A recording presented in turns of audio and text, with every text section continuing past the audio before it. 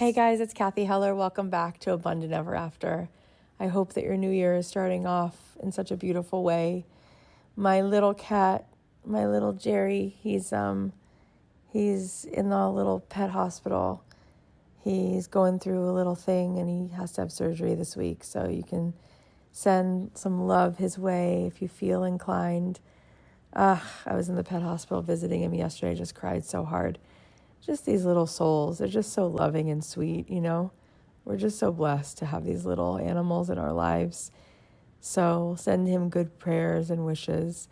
And I just got back from 2 weeks in Florida. And, my mom celebrated her 77th birthday on December 22nd. And you guys know my dad passed away in July. And it was just a really beautiful thing to truly really just be there to appreciate and give love to my mom. And, we're all thinking all the time that abundance is something that we want to have come into our life, right? It's what we want to acquire. And really and truly, we feel the most abundant from what we give. And so I was just thinking about how blessed I felt really having the perspective of seeing my mom and appreciating her and being there to just give her whatever I could to make her happy over the 2 weeks. And we picked strawberries. We went to the beach. It was just really beautiful. And I love that the new year was just low key. And now, I don't know if you guys know, if you're already involved, but you should get in there. We're doing a New Year's manifestation challenge. You can still join. There's still plenty of time to join. I've been sending a video every day to everyone who's in the challenge and a little journal prompt and some meditations. Everyone is really enjoying it. You can join us at kathyheller.com/New Year. And then starting January 14th, as part of this whole workshop, I will be live with everyone who's in it on Zoom. And we'll be doing a live daily connection. So come and join it because it's so good in there. Such amazing people have joined. So go to kathyheller.com/New Year and come be a part of it. So today we want to kick off 2025 and talk about one of our favorite topics. What is abundance? And, clearly this is something we talk about a lot, but today I'm going to play you a few different pieces from a few different people about what abundance is and how it shows up in our life. So the first clip is from Deepak Chopra, who is one of the most abundant wise minds I know. He came on the podcast when he released his book, and that book was called Abundance, The Inner Path to Wealth. So it was a perfect opportunity to ask him about what is the true meaning of abundance. Take a listen. I remember hearing you say it in meditation, look outside, look into the Amazon, it's all abundance. And one of the made up limiting beliefs is there's not enough. How can you help people reframe so that they actually see the world as it is, which is abundant? If you know yourself, when you look at nature, in every seed is the promise of thousands of parts. One seed has the promise of thousands of parts, right? When you were conceived, there were 300 million sperm for that one egg. And one of them made it, and that's you. But you see abundance wherever you look in nature. A human baby has 50 trillion cells or more.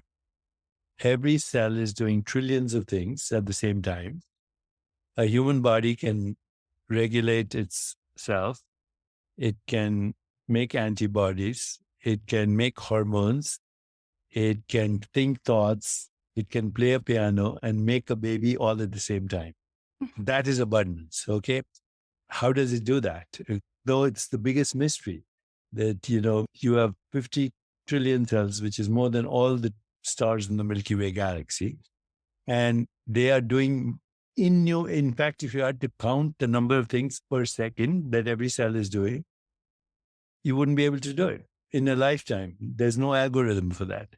And yet every human being is an expression of that. And while your body is self-regulating, it's tracking the movement of stars and planets because your biological rhythms are the symphony of the whole universe. Circadian rhythms, biological rhythms, gravitational rhythms. It's the ultimate example of the abundance of the entire universe in every cell of your body. It's unbelievable what you just said. And, Einstein is famous for saying that so much of what we think is reality is an illusion, although he says, albeit very persistent. And it's so the opposite, right, of what you just said. It's this ego's definition of like this separation. Yeah. We're each separate from each other. Yeah. You're one of the most loving beings in the world and one of the brightest. So I want to ask you this question. I say on my show something I also learned in Jerusalem, which was this idea that the opposite of depression is not a sense of happiness, but it's this purpose feeling.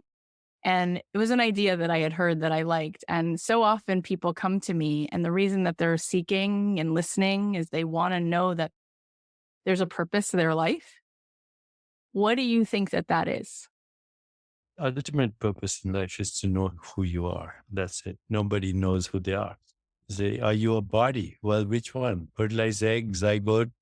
Which one? You don't have a body. It's an activity, perceptual activity.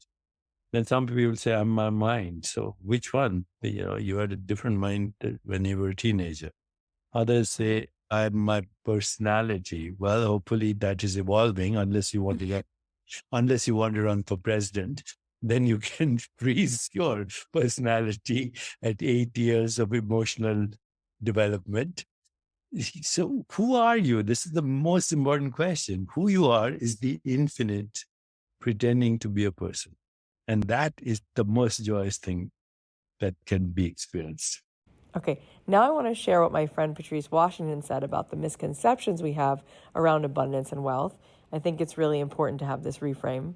Patrice, when one of the first conversations we had, you were like, I meet all these women who volunteer at church and they spend extra time and they're really good and they're really sweet. And then they're wondering why they can't make money and they just have there's no reciprocity, familiarity. They just don't have a sense of feeling ever reciprocity and fullness. So can you talk about that and how any of this could possibly relate to money? Because we don't see how they're related, but they are. Oh, that's all I talk about. I love it. Okay, so the foundation of redefining wealth is understanding that wealth is so much more than money and material possessions. So we see that as the definition, but the truth is the original 12th century definition of wealth is the condition of well-being and happiness. It was never cars, it was never money, it was never houses, it was well-being and happiness. And we completely abandoned that in the pursuit of chasing more money, all while not making sure that we are well in all these other parts of our lives. And so at Redefining Wealth, the 6 pillars are based on all the other parts of life that impact your finances, even when you're not thinking about it. So we have a responsibility and a duty to deal with those things. There's a young woman, Monique Coleman. She was in High School Musical. She came on. You remember Monique? Yeah. She came on the Redefining Wealth podcast some years ago, and she shared this statement that someone told her, your business will only grow to the extent you're willing to heal. Oh my God, write that down. So your good. business. We're all in this together. Your business will only grow to the extent you are willing to heal. And so at Redefining Wealth, what we work on are healing our relationship with each one of these pillars so we can clear out the clutter and actually step into the things that we say we want with money. And so often I've told people, you don't have a budgeting problem, you have a boundary problem. Everybody is on the budget except for the things you say you need, want, and desire, right? You're lending money to people who you know are not going to pay you back and then acting upset. You knew she wasn't going to pay you back. Yeah, do me a favor. Stop doing that. Yeah, just stop, right? So the 5 pillars before money, real quick. Fit. Fit is about becoming your best self. It's about being mentally and physically well. So fit pillar, if we say that we have a vision for our lives, it's our duty and responsibility to protect the only vessel we're going to get to execute the vision. It's our duty and responsibility. People pillar, creating relationships that matter. This is where we go into governing decisions, standards, boundaries, all the things, and making sure that we honor the relationships in our lives that matter. 3rd pillar, space, setting up your environment to support you. Clutter is the physical manifestation of chaos in your mind. So whenever we can't think, it's usually because something is getting trapped in all the stuff. So that's the space pillar. And so that, setting up your life to support the money you say you desire. Fourth is faith, believing in something greater. Don't care what you say you believe in, make time to practice it. Resilience is necessary on this journey. None of us are here because it's been easy, but there's been something in our spirits that say keep going. Well, you have to make time to listen to that spirit. Most of us are so busy looking at one YouTube video after another. Please continue to watch mine. I'm not saying don't do that, but I'm just saying. Most of us are so busy doing all the things that we don't make time to get still and do the practices and have those moments. And a lot of times is we don't want to hear what's going to come up because it'll force us to do something different. But the faith pillar, right? And then work pillar, live your life's purpose. Doesn't mean you have to do this full time, but you need to be able to express it. One of the things I've picked up with an MBA in financial psychology and behavioral finance, if you are unfulfilled in what you do day in and day out, you are going to find a way to self-sabotage. It will continue to create a void, and most people try to fill that void with buying things and buying people. So, of course, you're not going to have the money to invest in the things that you say you want. You're too busy buying friends. You could be buying a podcast mic, but you over here buying drinks on a Friday, right? And like, did that hit home? Somebody said, did it hit home? Right. Oh my God. But you're doing whatever. Too soon? And the final pillar is then money. And so I really believe that when we do the things to start clearing these things out, now you have the capacity to do the simple things with money that we've all heard over and over again. It's not that you're not brilliant enough to do it, because you guys are all brilliant. It's because we're so distracted by all the other things and all these other pillars. And so to answer your question, bring it all the way back, there's so many other things that we could be doing that will directly impact our finances or indirectly impact our finances. So as an extension of that discussion, here's what my friend Amy Tangerine said about the importance of knowing what success looks like for you.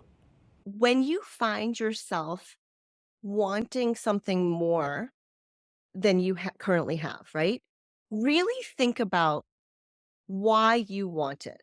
Why do you want this thing? Whether it's tangible, whether it's a level of success. And do me a favor, really get clear on what success means to you. Yeah, I love that. Not anybody else. What does success mean to you?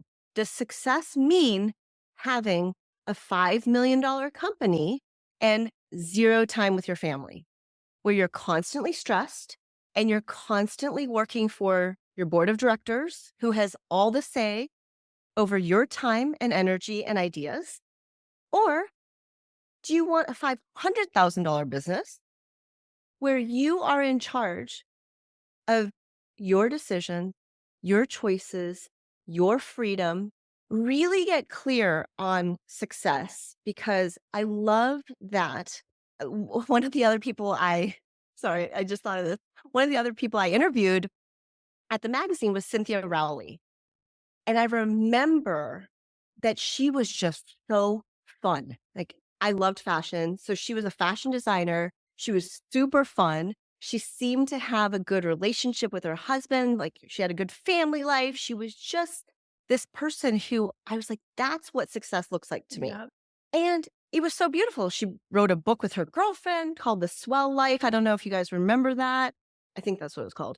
Something about the swell. But whoever you think is successful, extract bits of it for yourself and your goals. Because really, I remember the story about the founder of Earl Jeans.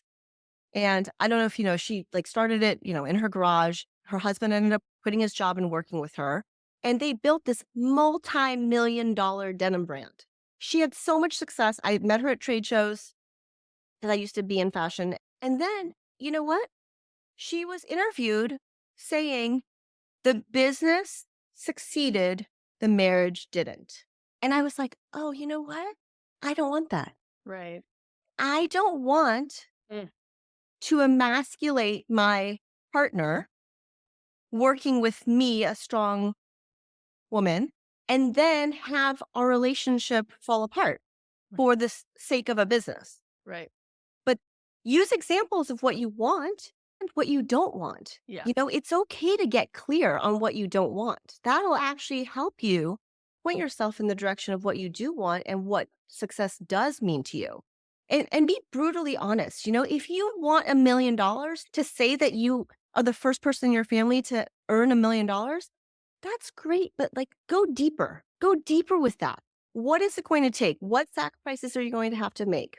Are you going to have to burn bridges and relationships that are meaningful and valuable to you? Are you going to sacrifice your health and well-being for something that maybe, I don't care who you are. You could be a billionaire. If your health suffers, Forget it. is it worth it? You and I have so many friends. You have a and lot of acquaint- successful friends. Yeah. And we have a lot of people in our life who, if you're only looking at one metric, you can say, oh my gosh, this person is crushing it. And then if you looked at other things, you'd say, I would run miles in the other direction, because that is not the epitome of success to have adrenal fatigue, burnt out, horrible marriage, eating disorder, or any one of those things or combo of those things.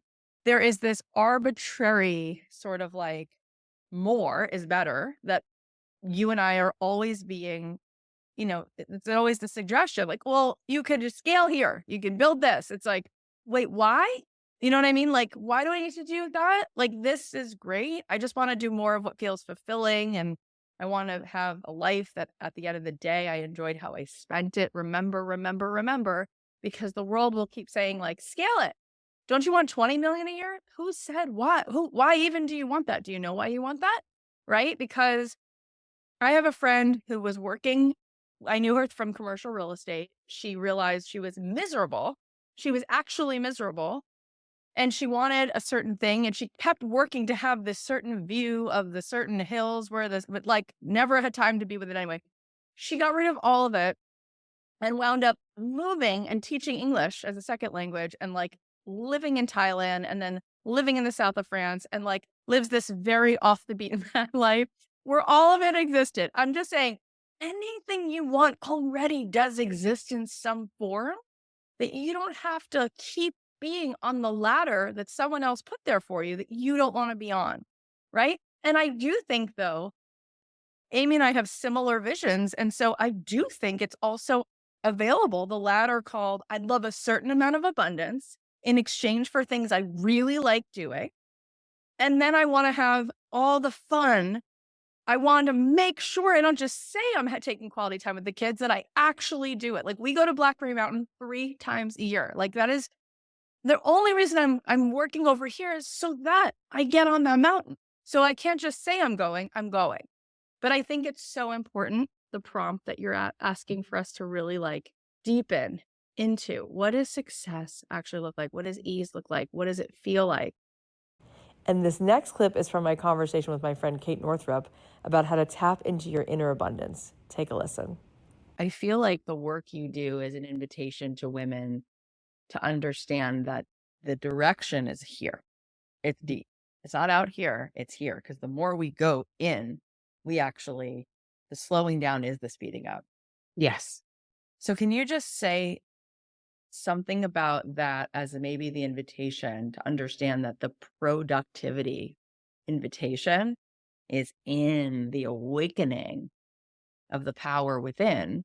And I just feel you such a uniquely beautiful job of that in your work. So part of our addiction in our culture is to busyness. And this is very looped in with our relationship to money, because we think that in order to make money, we have to work hard, or at least that's the conditioning that we've received. If you want to make more money, you got to work harder, trade hours for dollars, trade life force, right? There's some sort of sacrifice required. And actually, what is true is that our bodies are nature, and our bodies are designed with the exact same rhythm and pulse as everything in nature, because we are nature. So like you mentioned, the redwood, there's no rose in the garden. There's no, dandelion in the field. There's no banyan tree here in Miami that's thinking I better hurry up and do more. I haven't grown enough leaves today. I haven't grown enough branches. Oh my God, that tree is going to take, I've done more than them. I should feel bad. They are doing more than me. That's not happening. That's not how we were designed. That is cultural conditioning.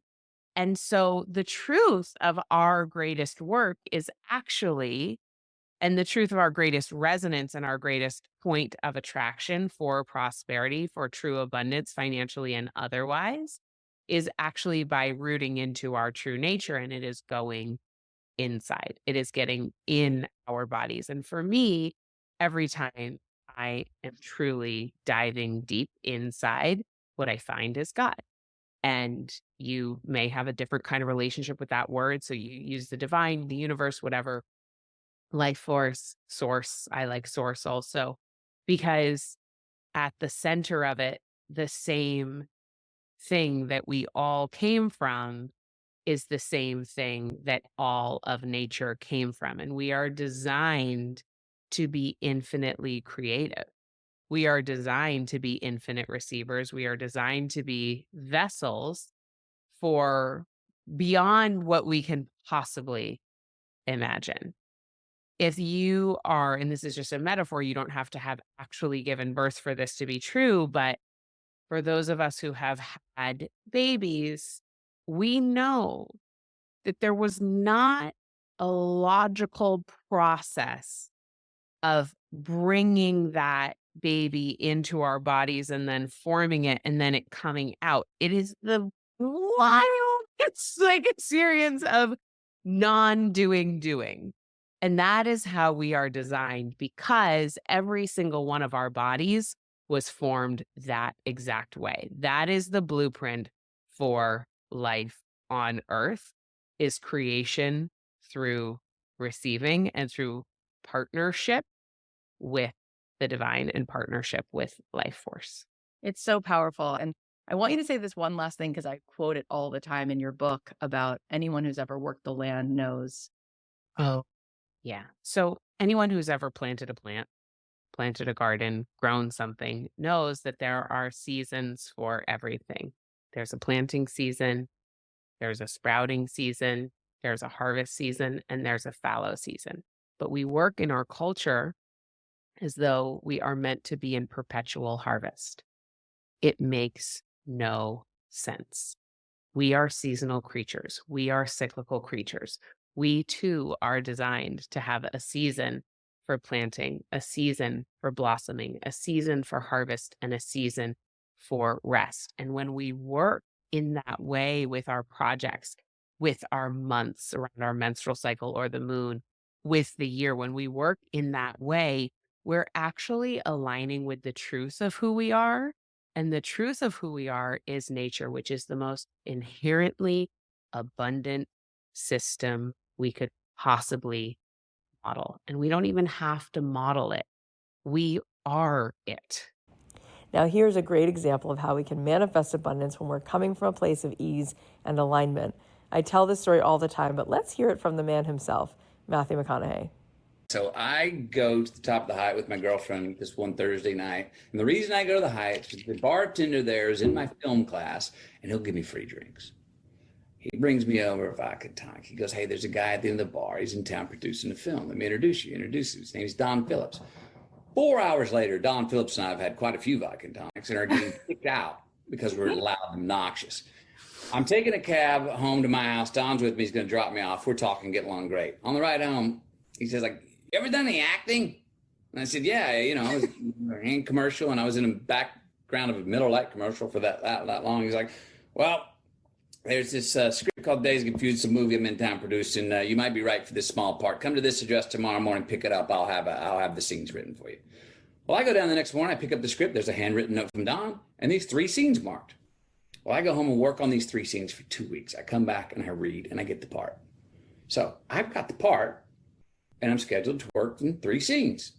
Well, you have to do what's called a makeup and wardrobe test on a set. The movie's already shooting, and what it means is you go to the set while they're already shooting another scene. You go through makeup and wardrobe. You come out, the director looks you up and down. Oh, I like this, change this, da, da, da, da, da. But I was not scheduled to work this night that I do the makeup and wardrobe test. And we're shooting at the top-notch drive-through to burger stand, and it's a scene in the movie. I walk out on the street. Richard Linklater takes a break in the middle of shooting, comes over, looks me up and down, laughs. Oh, this is Wooderson. This is great. Da, da, da, da. And all of a sudden, he starts kind of tickling his chin. He goes, say, I figure Wooderson's the type of guy who's been with the typical hot chicks, the cheerleaders and such. You think if Wooderson would be interested in the redheaded intellectual? I'm like, oh yeah, man, Wooderson likes all kind of girls. And he goes, well, Marissa Ribisi's playing the role of Cynthia, the redheaded intellectual, and she's over here in the car with her nerdy friends. Maybe, I don't know, you think Wooderson might, pull up and try and pick her up? I'm like, give me 30 minutes.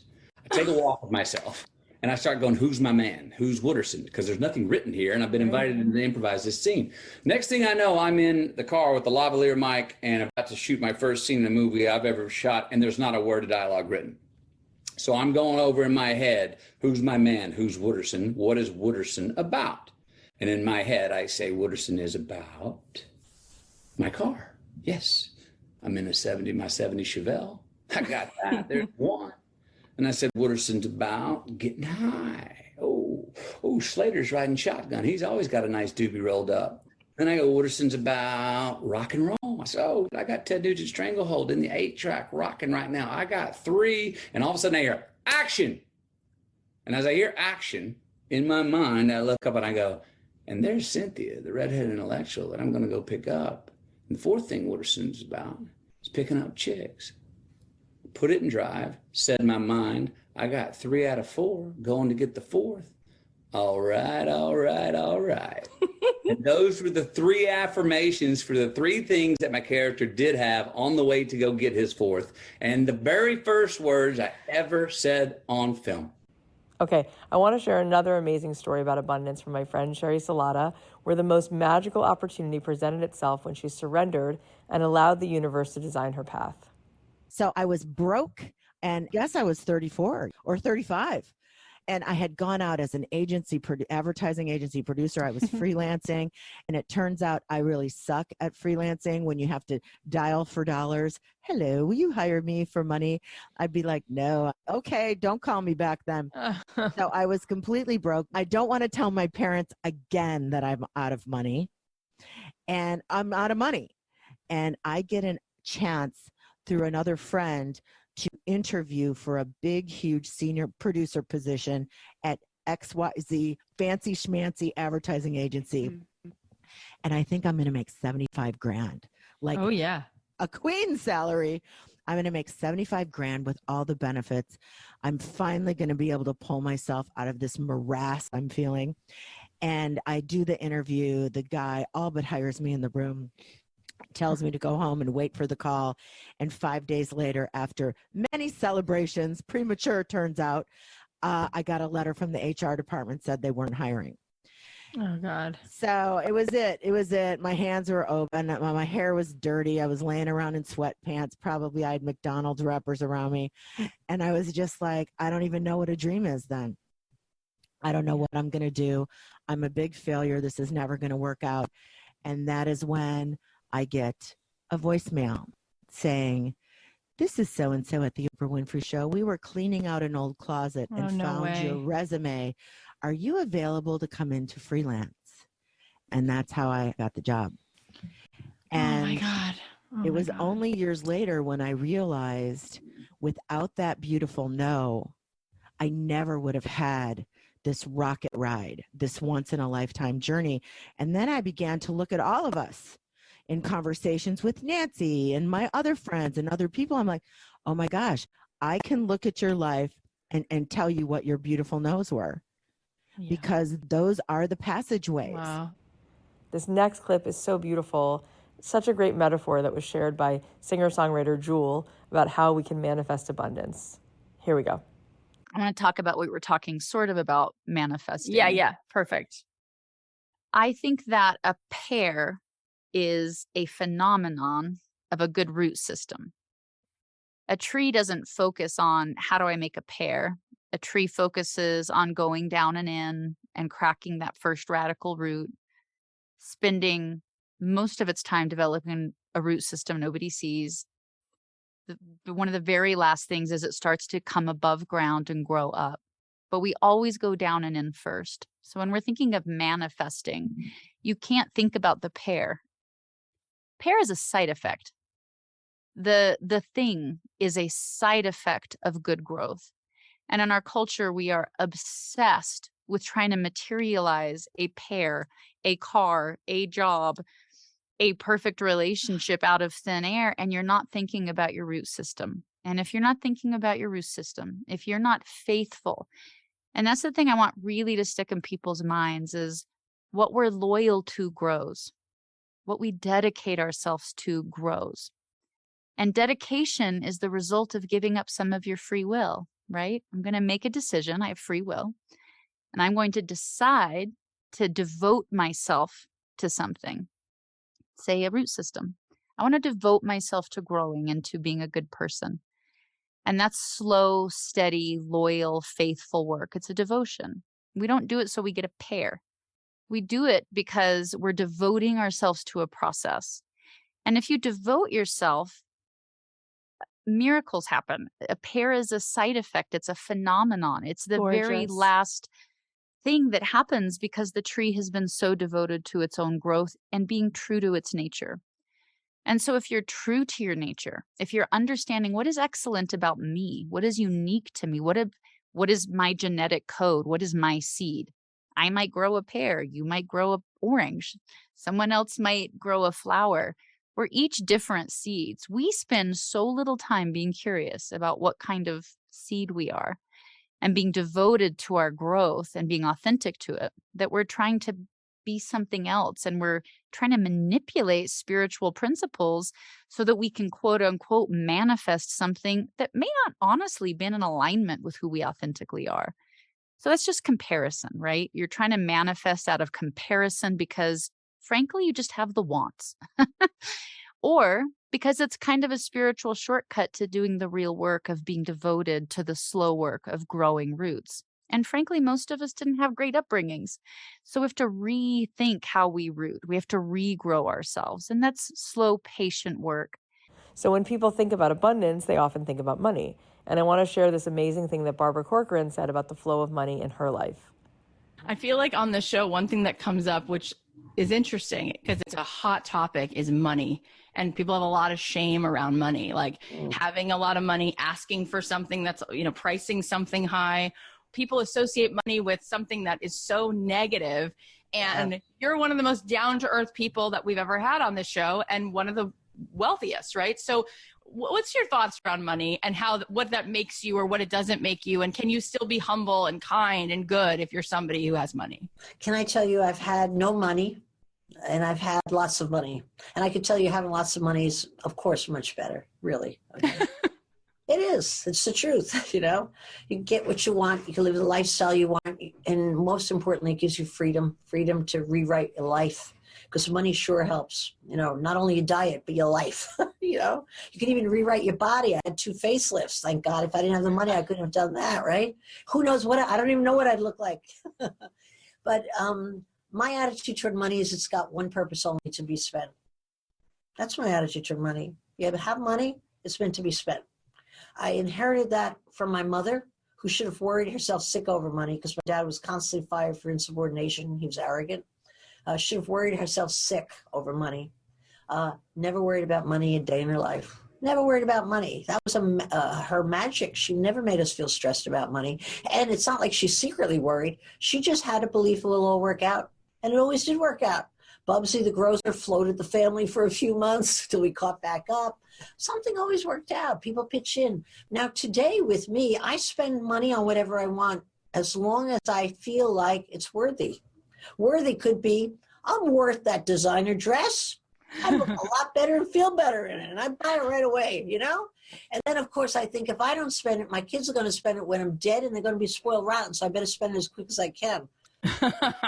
I just think money is meant to be spent. And if that's your philosophy in growing a business, that money is meant to be spent and you spend it so fast that you never get your hands on the money, it's a receivable coming in and you already have it earmarked for something else, you wind up growing a business very fast. I was out to outcompete with my big competitors, I think because of my attitude toward money. They made it, they owned it, a lot of them inherited it, and they had to carefully craft it. Not me. I'm like, throw it to the wind and see if it works, you know? And so while they were protecting, I was spending, and that's how you grow a business. You can't be frugal. I don't want to knock people who are frugal, but frugal people hold money tight and value it, and they usually value their emotions, hold it tight. They usually are not sharers. They usually don't like to play in teams. A lot comes with that. Money's a representation of the spirit of the individual in a way. So throw money out. And I have always found it comes back to me. I've never worried a day about money, and I've always had money. Even the worst of times, something will happen. Like my mother said, it always works out. And it's always worked out for me, you know? And I can't be the only lucky person on earth. I know so many hugely successful entrepreneurs, so much richer than I. You know what? I find they don't worry about money. They're not greedy. It's interesting that they're carefree. And you'd say, oh, easy to be carefree when you're a billionaire.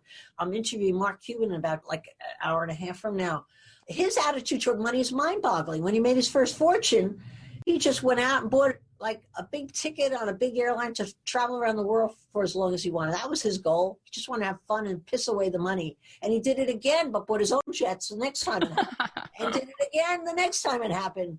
But I suggested that he wouldn't have happened again and again to him if he thought, okay, let me be responsible. I don't think that thought ever crossed that man's mind. That is so, it's so refreshing, because so often what you hear is, if you want to have money, don't buy the Starbucks, save it, don't have. And what you're saying is, no, let it go. Let go of the stress. Don't put it on such a pedestal. Just enjoy it and put it back into your business, put it back into the world, put it back into yourself.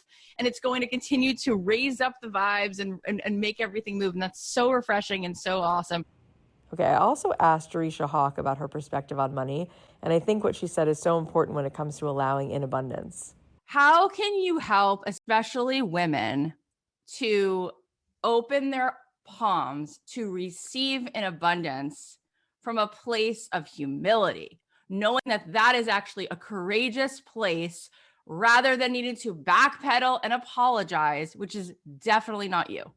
Nah, I'm here to secure the bag, every last one of them. Like, cue Cardi B money. That is my theme song.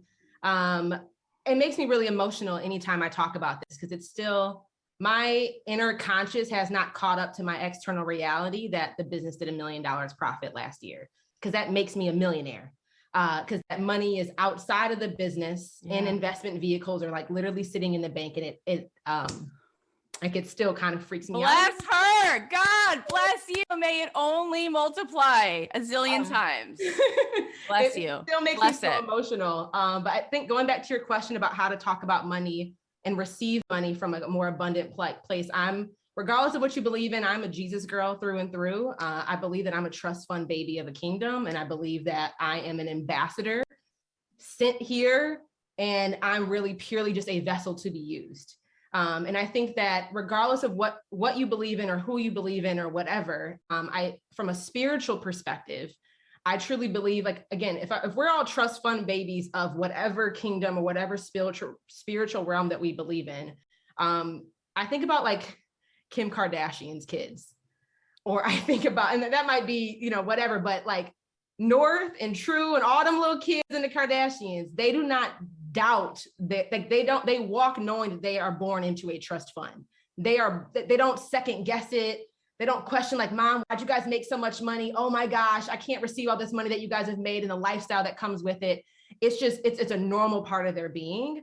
And I believe that I serve an abundant God. When I look outside, I recently moved, and I'm looking at the ocean right now. And it's like, look how consistent those waves are every single day, every single moment they're coming in. If I look outside and go take a walk, and you look at all the flowers, the plants, the trees that exist, it is insanely abundant. Like, whoever you believe created the earth, it wasn't like, oh, we're going to just make roses and stop there.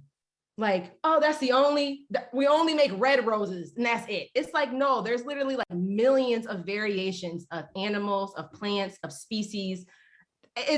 We can't even imagine it. And then they start cross-pollinating, and then guess what? New stuff is created, and like people have whole professions just to figure out like what new plants exist today.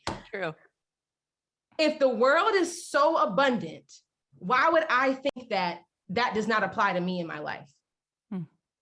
And money is purely just a resource. I think, we live in a capitalistic society if you're in America.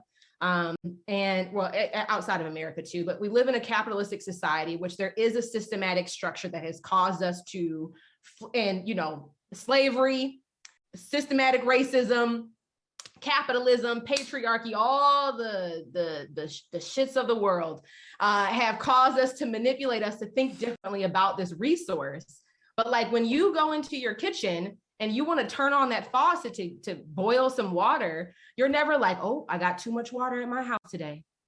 Oh gosh, who am I to receive more water to drink and to cook with?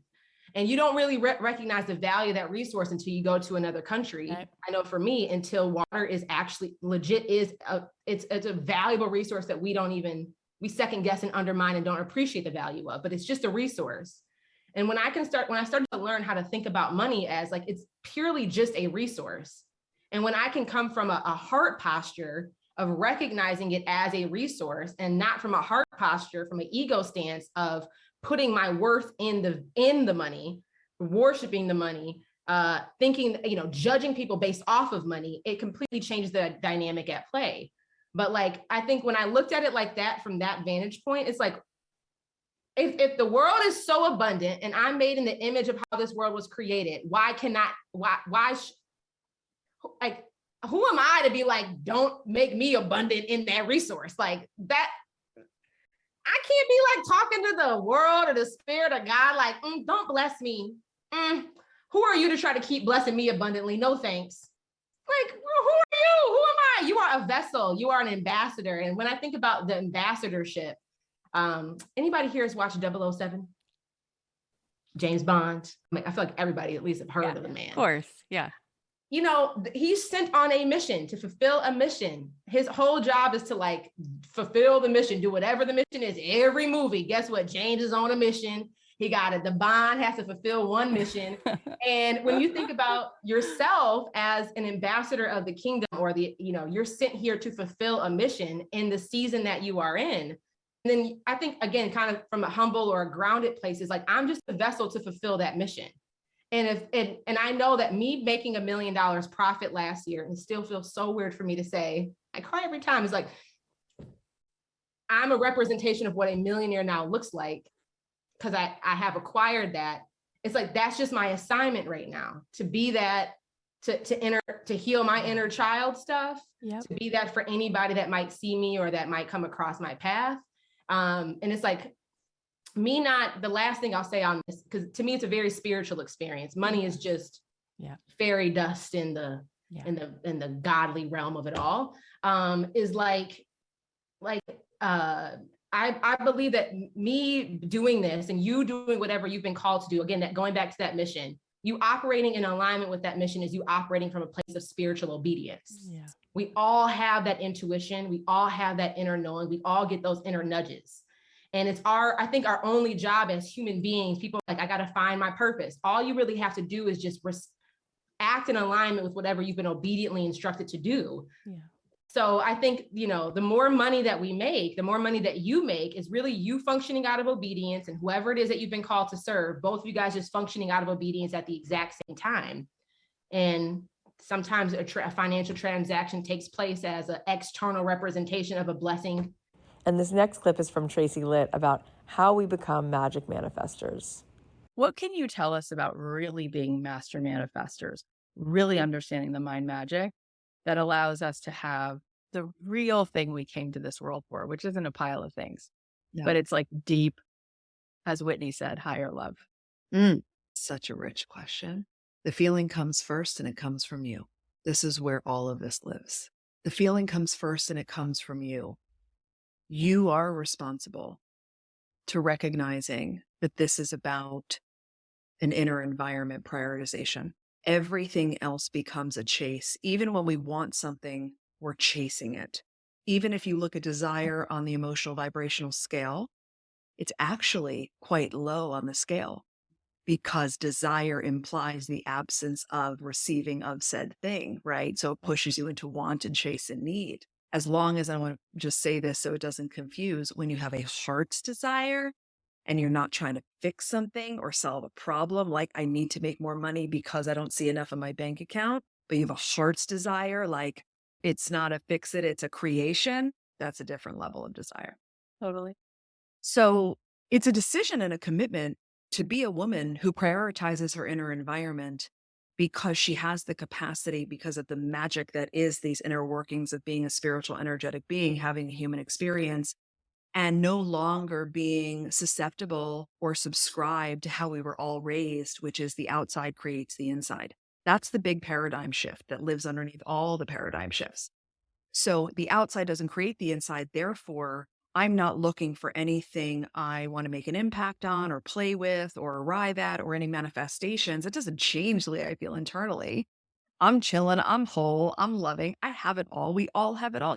It's all gravy, right? So when you realize that, and what is all your life? Hello? How about appreciation? We are here. We are sitting on a piece of technology that's bringing us together from all of these different spaces and places, and we're hanging out together. Like, can we have some awe in our lives? Every day a plane flies overhead. I'm like, oh my God, how does that even happen? I can't get over it. I won't get over it. And it's living in the presence of going, my prioritization of everything in my life, including my 3 beautiful kids and this company and my husband and all this deliciousness, is how many hours of the day I spend feeling the way I feel. And none of it has anything to do with what happened or didn't happen outside of me. So feeling comes first and it comes from you. And then when that happens and you decide how you want to feel, like we do in Mind Magic, you're guiding life feelings. And you're like, oh, okay, I'm a woman who spends her hours ease, radiant, loving. And you cultivate that within yourself with no external variable. Not only does your frequency shoot straight up, but now you care less about what manifests into your reality. And then that's the whole like, oh, irony kicker. Then it arrives because you finally don't care. Now, to wrap it up, here's a talk from me about the keys to abundance. Does this amount of money that you wrote, does that hold the keys to you feeling all those feelings? No. And if you don't feel those feelings now, let's say you even got the money, would all of a sudden you feel those feelings? No. Everything that we experience is our justifying how we feel on the inside. So if you continue to practice your alignment, being out of alignment with wholeness, then even when you have more things on the outside, you would experience them as being more evidence of why you're out of alignment. So they would become the opposite, which is what happens for so many people. Depending on where they are on the inside, whatever is happening in their life, whatever they've been blessed with or not blessed with, it all gets sort of sabotaged. If they're out of alignment, it's out of alignment. If they're out of alignment and they're in a relationship, good luck. If they're out of alignment and they have a relationship with anything in their life, money, food, sex, power, good luck. We've now got problems. It's what's happening on the inside, period. When we come from a place of coherence, and coherence means the mind and the heart are one. They're having the same trip in the same moment at the same time. Then we feel all the feelings that we're hoping to feel from this money. And that's the only way we will feel it. That's why the Dalai Lama lives in exile in Tibet. He's not in his own home. And he's very, very happy. It isn't dependent on anything changing around him because the change is within him. He teaches happiness and joy on a level that a person with $8,900 million would never, ever get to unless they got there and they happen to have $8,900 million to be a steward of. You are so much bigger. Your mind is a racket. It's a lie. And it tells you a story about what you need in order to feel like a whole entity. And it's lying all day long. Now, when your heart and your mind are coherent and they feel those feelings of wholeness and creativity and magic and bliss and peace and savoring and presence and all of those euphoric feelings, you will be a magnet for all the abundance that's possible on a physical level, which will feel very insignificant and superficial, but it will be there and it will be fine and it will do its part. Sort of like having an amazing dinner, and the best part is the conversation. But it's one little piece that there's beautiful flowers on the table and a beautiful setup, and it's a beautiful tablescape, and it's a nice 1% of what makes it even more lovely. But if everybody at the table was only beautiful on the outside and ugly on the inside, you'd hate that dinner. You'll wish you were somewhere other than that dinner. So you have the power that moves worlds within you. And when you are so coherent, you can actually change an entire room. You could change a room. You could change a neighborhood just from walking around in that level of coherence. It'll make that much of an impact. And when you're in that level of coherence, your thoughts just instantly turn to things because you're operating from consciousness, and consciousness creates matter. You're beyond space and time. Your energy is so fierce. It's like a laser, and it's able to move things on an atomic level, and it will just happen. It just shows up constantly, and it will be beautiful, and it will also be responsibility. And there's more that you are then being asked to do with it, and to take care of it, and to share it, and you will. And it will be a test, and you'll be okay because you'll still be in this coherent place.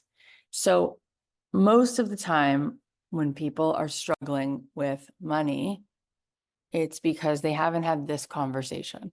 It's just like a banging in their mind that's nonstop, that's saying, oh my gosh, this is so urgent. You're so not complete. You don't have all the things that you want to have. You don't have relief. You don't have peace. You don't have expansion. You don't have wholeness. You don't have whatever you wrote down. You don't have any of that. Hello, wake up. This picture like a cartoon, like in your brain, like a hammer, like ding, ding, like ringing the bell. That's this like headache that's just constantly there, and you can't get away from it. And it's just so loud. It's like the bells of Notre Dame, and you're just constantly hearing it, and it takes you completely out of, and that's so often people's experience with money. They're so out of this deep connection with self, with a capital S. They're so bought into this piece of the mind that it's such a racket. And then their body experiences it because those thoughts become a cellular experience, and they say to themselves, oh my gosh, what am I going to do? And it's like fight or flight. Oh my gosh, I'm going to die. And it's not conscious. It's all unconscious. So it's really even more problematic. It's like the Titanic, right? That iceberg, most of it, you couldn't see it. That was the problem. That's where it's a real big problem, right? Because it's only the tip of the iceberg you can see. That's what's conscious. The rest of it is the danger zone, which you don't even see it. It's just constantly telling you like a faint whisper, you're gonna die, right? Because that's how your fight or flight response sees this as this is life or death. And I can't relax because this is life or death. So when we have this conversation, all of a sudden we see something completely different. And we go, oh my God, I can't even believe I was convinced to dedicate so much energy to something I don't even actually want. What I want is everything we just said that the Dalai Lama feels in Tibet. We want even like 1 ounce of that. That's what we want. And in that part of yourself, you're always in a place where it just has the wisdom. It's eternal. It knows what it needs to know, and it feels full and it feels whole. What's really fun, because let's face it, since we're children, we have an inclination to build things. We want to build things. It's fun to build. It's fun to create. It's fun to turn thoughts into things. And the idea of manifestation is so fun. It's one of the funnest aspects of how this universe works. And the fun part of it is that not only can you feel that good right now, not only are you in control of being able to feel that good and discipline yourself to staying located inside yourself longer than you did yesterday, which feels so good and is so good for the world and so good for your kids and so good for your health, so good for your biology. Your cells go into repair. That's better than any vitamin supplement you could give your body, is to feel that good and stop the IV drip of cortisol that's dripping every other second, which causes inflammation, which makes us all sick. So it's good for you on every level. But what's also so fun is the longer you linger and the more you memorize that state, and that frequency is the frequency that you operate from, your thoughts will turn to things and you'll go, how the hell did that just show up in my life? It's because you at this point are more energy and less matter. You are so coherent. You are a magnet. In fact, everything's magnetized to you. Everything wants to be around you.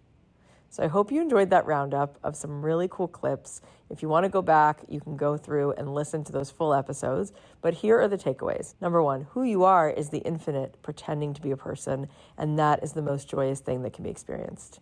Number two, we are designed to be infinitely creative. We are designed to be infinite receivers. We are designed to be vessels for beyond what we can possibly imagine.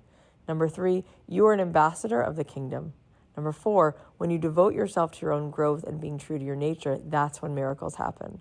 Number five, money is meant to be spent. It flows out and comes right back to you. Number six, true wealth is the condition of well-being and happiness. Number seven, the feeling comes first and it comes from you. This is about an inner environment prioritization. And number eight, when your heart and your mind are coherent and in a state of wholeness, creativity, magic, bliss, calm, and presence, you will be a magnet for all the abundance. Thank you so much for listening. I know that things are just super hectic right now. Holidays are over. People are getting back to work. I really appreciate that you're here. We have so many good episodes coming up. In fact, Martha Beck will be soon, and author Jonathan Haidt is coming. So follow along on Apple Podcasts or Spotify or wherever you listen. And if you're loving these episodes, please leave us a review. It helps us so much. It only takes a second to leave a review for the podcast. And if you can think of somebody who would enjoy this episode, maybe post about it on your Instagram. By the way, you can still get into the New Year's challenge that we're doing. Go to kathyheller.com/New Year. Plus, you're going to get some amazing bonuses, a free meditation, a wealth masterclass. There's so many goodies. Go to kathyheller.com/New Year, and you'll get sent such good things. You'll start the year off with such a bang, and then starting January 14th, you'll be part of our live workshop, which is going to be daily, and you're going to love it so much. I want to wish you the most blessed, healthy, joyous, incredible New Year, and I hope you have an amazing week.